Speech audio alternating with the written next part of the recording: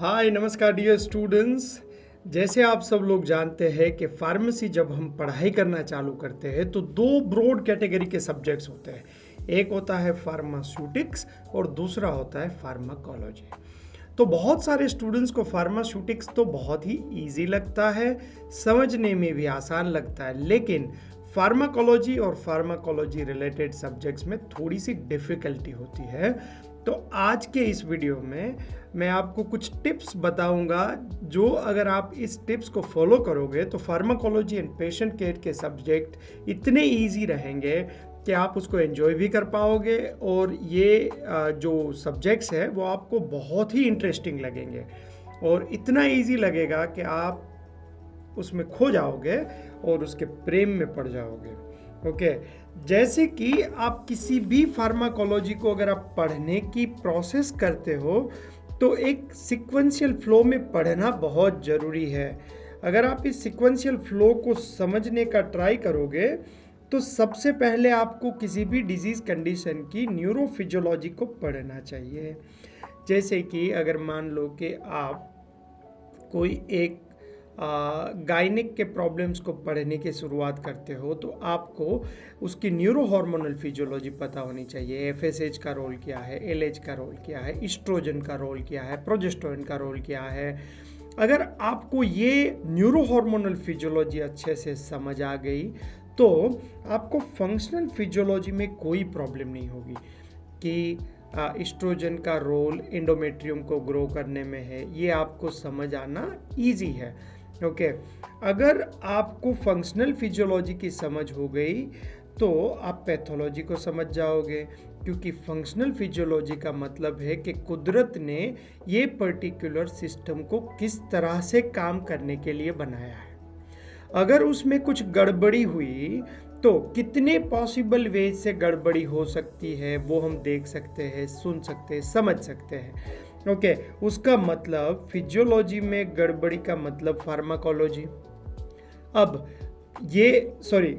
Physiology की गड़बड़ी को हम पैथोलॉजी बोलेंगे। अब पैथोलॉजी में ऐसे कैसे बदलाव लाए जो फार्माकोलॉजिकल सब्सटेंस है या तो नॉन फार्माकोलॉजिकल सब्सटेंस है, ताकि ये जो गड़बड़ी है उसको हम ठीक कर सकें। तो ये जो रिवर्सल प्रोसेस है दैट इज़ कॉल्ड फार्माकोलॉजी। अब फार्माकोलॉजी को हमें एग्जीक्यूट करना है, उसको बोलते हैं क्लिनिकल फार्मेसी। और क्लिनिकल फार्मेसी में पेशेंट केयर हमें करनी है तो हम उसको फार्मास्यूटिकल सब्सटेंस देंगे, उसकी जो कंप्लायंस है उसको हम एड्रेस करेंगे। तो ये सारे पॉइंट्स हमारी फार्मेसी प्रैक्टिस में आ जाएंगे। तो अगर हम पढ़ाई का एक फ्लो बनाते हैं, neuro hormonal physiology, functional physiology, pharmacology, इसकी पैथोलॉजी, फार्माकोलॉजी, उसके बाद clinical pharmacy and pharmacy practice, तो पूरे कॉन्सेप्ट्स को हम बेहतर ढंग से समझ पाएंगे और उसकी प्रैक्टिकल एप्लीकेबिलिटी तक पहुंच पाएंगे, जो फार्माकोलॉजी का अल्टीमेट उद्देश्य होता है। ओके, तो पढ़ाई को आप ये सीक्वेंस में सेट करो तो आपकी पढ़ाई कम एफर्ट्स में बहुत ज़्यादा रिजल्ट आप ले सकते हो।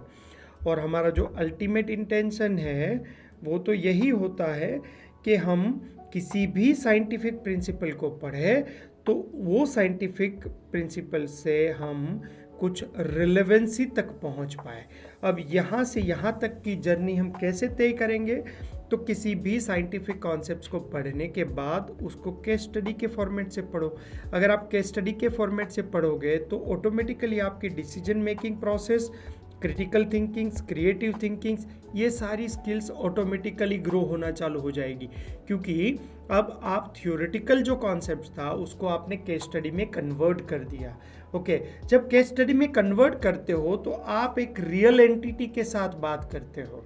ओके, जैसे 59-year-old Anita coming to the pharmacy for asking this kind of medications and she has this problem and that problem. That means your all the senses are going to open and you are going to place yourself into the real life situation। और आप अनीता के साथ बात करना चालू करते हो तो अनीता के प्रॉब्लम को सुनोगे, समझोगे, आपकी थिंकिंग्स को लगाओगे, क्रिएटिव ऑप्शंस को लेके आओगे और ये सारी चीज़ों को लेके आपकी पढ़ाई है वो मोर रिलेवेंस हो जाएगी और आप बहुत स्किलफुल और कॉम्पिटेंट फार्मासिस्ट बन पाओगे। अगर आपने ये स्किल्स को अप्लाई किया तो आपकी पढ़ाई तो अच्छी होनी ही होनी है, पर उसके अलावा आप अगर किसी भी देश की लाइसेंसिंग एग्ज़ाम लिखना चाहते हो, जैसे कि एफपीजी हो गई, नेपलेस हो गई, एमपीजी हो गई, जीपीएचसी हो गई, ओपरा हो गई, केपीएस हो गई, पीईबीसी हो गई, कोई सी भी एग्ज़ाम को आपको अप्रोच करना है तो वो सारी एग्ज़ाम आपके लिए बहुत इजी हो जाएगी, क्योंकि आप कोई से भी कॉन्सेप्ट्स को प्रैक्टिकल अप्रोच से ही तो देख रहे हो। तो आपके सारे कॉन्सेप्ट्स बहुत ईजीली आपको याद रह जाएंगे, आप उसको यूटिलाइज कर पाओगे।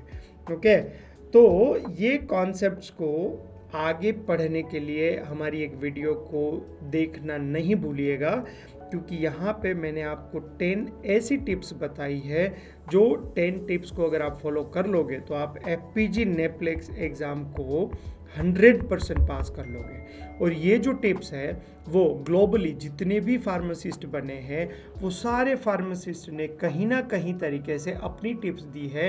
ये सारी टिप्स को एक प्रॉपर फॉर्मेट से इंडियन स्टूडेंट्स के पर्सपेक्टिव से ऑर्गेनाइज करती है। तो ये वीडियो देखना ना भूलिएगा। Definitely that video can add more value in your